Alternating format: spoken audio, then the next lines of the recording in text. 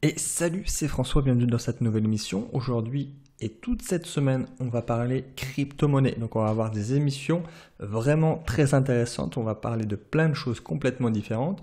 Aujourd'hui, ça va être une émission un petit peu courte, bien spéciale. On va parler d'une chose bien précise qui servira à sonder la communauté. Et voilà, ça va être vraiment mon avis. J'ai pas fait de recherche, ça va venir comme ça va venir. Avant ça, donc le programme de la semaine, comme je te l'ai dit, ça va être assez éclectique. Il va y avoir un podcast en anglais, notamment avec un fondateur d'un projet crypto-monnaie. Donc il est américain, il habite à Silicon Valley. C'est super intéressant. J'ai enregistré l'émission il y a quelques jours avec lui. Donc là, c'est vraiment assez technique. Ça va peut-être pas parler à tout le monde, mais voilà, si ça t'intéresse et si tu veux entendre quelqu'un en anglais en version originale qui a créé vraiment une crypto-monnaie sur un projet très très fort, ça sera intéressant pour toi. Je vais te faire aussi une autre émission sur le minage, une émission un peu particulière. Je vais te faire un feedback par rapport déjà aux centaines de personnes que j'aide sur le minage crypto-monnaie. Il va y en avoir une autre sur le challenge. Voilà, on va refaire un petit feedback là-dessus. Je vais te donner mon avis, je vais te donner les news. Et j'aimerais aussi parler ICO. Alors, je ne sais pas si j'aurai le temps de le faire cette semaine. On va essayer. Et aujourd'hui, j'aimerais revenir sur les propos du loup de Wall Street, donc Jordan Belfort, qui a dit récemment, alors ça date pas d'hier, c'était cet été, je l'ai vu passer, je voulais l'aborder le sujet pour revenir vraiment aux bases des bases, pour vraiment avoir une émission pas très concrète, mais plutôt dans le sens où on va revenir aux fondamentaux. Et donc le loup de Wall Street, Jordan Belfort, il avait dit tout simplement que les crypto-monnaies étaient une escroquerie, et même il allait plus loin, il allait dire que c'était la pire de toutes les arnaques. Alors il s'était déjà exprimé en 2017 sur les levées de fonds, donc les ICO. Il disait aussi que c'était une arnaque. Et là, je crois que c'est en juillet, en août, je ne sais plus exactement, il a continué et il a persisté en disant que c'était, je crois qu'il a même dit que c'était un Ponzi au final, que c'était vraiment que de l'offre de la demande et que ça reposait sur rien du tout. Et si je dis pas de bêtises, encore une fois, j'ai plus les propos exacts, mais il y avait vraiment deux axes sur lesquels il développait. Il disait que c'était une offre-demande qui était en croissance, voilà, c'était de la demande qui faisait que ça augmentait, et que deuxième point, qu'il n'y avait aucune régulation. Voilà, donc qu'il y avait des demandes, qu'il y avait de la demande et qu'il n'y avait aucune régulation. Bon, évidemment, il n'a pas du tout abordé le fait que ça soit pas la première des inventions de l'homme qui ait toutes ces conditions, hein, parce qu'on va pas parler des actions, des obligations et des monnaies fiduciaires qui sont avec une hyperinflation. Ça, évidemment, il n'en a pas du tout parlé, mais donc je voulais reprendre ses propres propos. À la fin, tu me donneras ton avis, mais pour revenir sur quelque chose de fondamental.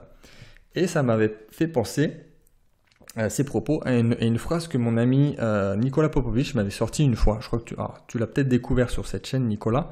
Il avait une très belle phrase pour illustrer la mauvaise compréhension des gens sur les crypto-monnaies et la blockchain. Alors Nicolas, il est pas du tout en plus investisseur dans les crypto-monnaies. C'est un investisseur immobilier. Mais il m'avait dit un jour que le Bitcoin était comme McDo. C'est-à-dire que les gens en veulent tous sans comprendre vraiment ce qu'il se cache derrière et ils en subissent les conséquences par la suite. C'est exactement ça. Parce qu'au final, comme je viens de te le dire, Nicolas, c'est pas un crypto-sceptique dans le sens où il est fermement contre les crypto-monnaies. Au contraire, il reconnaît vraiment les avancées innovantes que permettent la technologie. Mais il est contre la spéculation et et au final, il a un vrai discours crypto-enthousiaste dans le sens où il est pro-blockchain, mais anti-Bitcoin. Alors, pas vraiment anti-Bitcoin, mais anti-spéculation. Et pour aller plus loin, encore une fois, sur cet aspect-là, je ne sais pas si tu connais, mais il y a une maxime qui est très utilisée justement par les détracteurs du Bitcoin, les détracteurs des crypto-monnaies, c'est blockchain but no Bitcoin.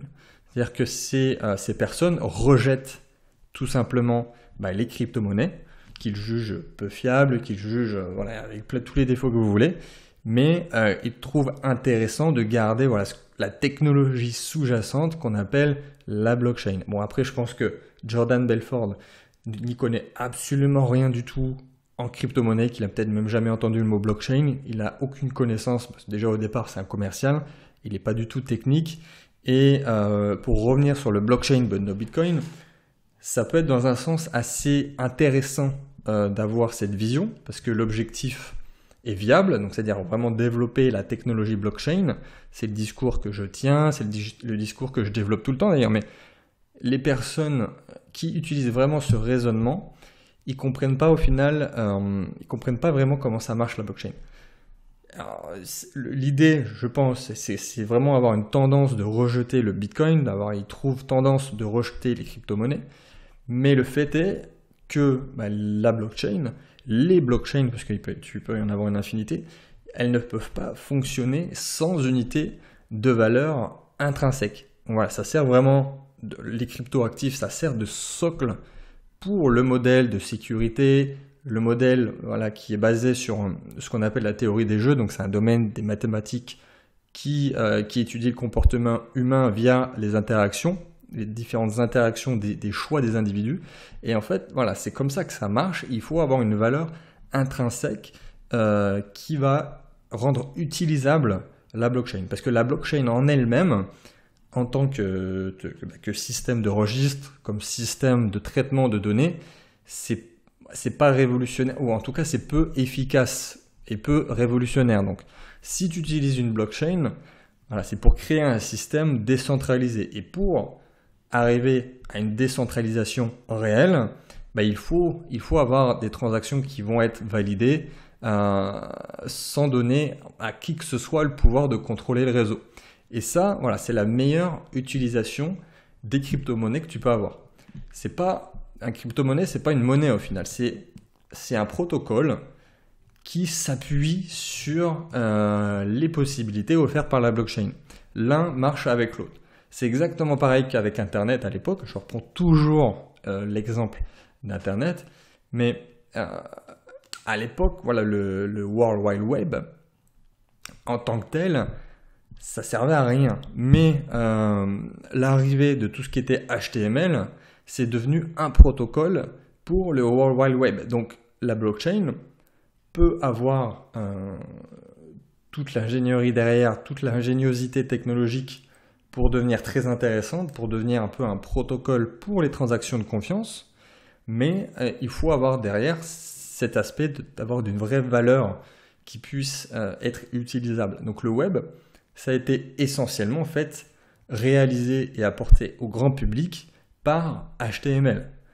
Les grandes innovations de la création du web, c'était de rendre Internet visible. C'est vraiment ça en fait, c'était de rendre Internet visible avec une vraie navigation, avec un vrai accès, et ce qui a permis au final de superposer les différentes innovations à la plateforme qui était Internet. La blockchain, encore une fois, c'est la même chose. Ça permet d'utiliser un système de transaction de confiance, voilà, et c'est plus un protocole. Il faut voir ça comme un protocole sur lequel il y a beaucoup d'autres transactions et applications qui peuvent être construites. Et après, on a toutes les répercussions que peut permettre la blockchain. Donc évidemment, il y aura moins de frais, plus de confiance. On n'aura plus besoin d'avoir des tiers de confiance, d'avoir des frais bancaires, des frais de plateforme. Bon, j'en passe et des meilleurs. On ne va pas rentrer dans le détail dans cette émission-là. Mais c'était ce que j'avais envie d'aborder via les propos de Jordan Belfort. Et je pense que lui n'a pas du tout envisagé ça. C'est sûr, il voit que l'aspect spéculation qui est normal quand on arrive sur une nouvelle innovation, sur une nouvelle révolutionnaire. Et donc lui, en fait, il en conclut qu'il conseille à tout le monde de sortir des cryptos avant qu'il ne soit trop tard. Ça, c'est vraiment sa conclusion. Et de sortir des cryptos.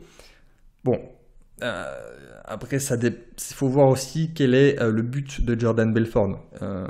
Est-ce que c'est un honnête homme?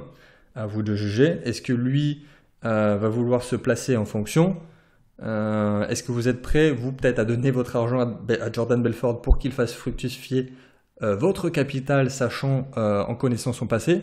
Alors, est-ce que peut-être il est complètement con ou est-ce qu'il est vraiment intelligent dans un sens parce qu'il a peut-être envie de shorter le Bitcoin, c'est-à-dire pour gagner à la baisse, essayer de se placer vraiment quand ça sera bas? Voilà, j'aimerais bien avoir ton avis là-dessus. Est-ce qu'effectivement il est vraiment con ou est-ce qu'il est à l'inverse vraiment intelligent et il prône complètement l'inverse pour pouvoir se positionner et essayer d'influencer les marchés? Voilà, c'était ma conclusion, n'hésite pas à partager. J'en profite aussi pour te dire que je viens de mettre en ligne les places pour ma tournée crypto en octobre. Donc tout simplement, voilà, il y a le lien dans la description, il y a forcément une ville où je passe pas très loin de chez toi. Je fais 10 villes en 20 jours, plus de 20 événements, il y aura 2 événements par ville. Et voilà, donc je te laisse découvrir tous les détails et je te propose d'ailleurs un petit cadeau, un tirage au sort dans cette émission pour gagner une place. Il suffit de liker la vidéo, de mettre un commentaire et je tirerai au hasard une personne. D'ailleurs, je pense que je vais faire ça sur Instagram et Facebook également. Tu pourras évidemment choisir ta ville, c'est important, je ne vais pas te donner une place au hasard. Et je vais faire ça tout au long de la semaine d'ailleurs. Je vais le faire à la fin, comme ça ceux qui vont écouter les émissions jusqu'à la fin pourront participer aux différents concours. Et voilà, il suffit de liker la vidéo, de mettre un commentaire. Tu peux donner ton avis sur l'émission du jour. Et on verra après, au bout, à la fin de la semaine, pour tirer au hasard une personne. Voilà, je te dis à très vite, très probablement à demain. Et ciao, ciao.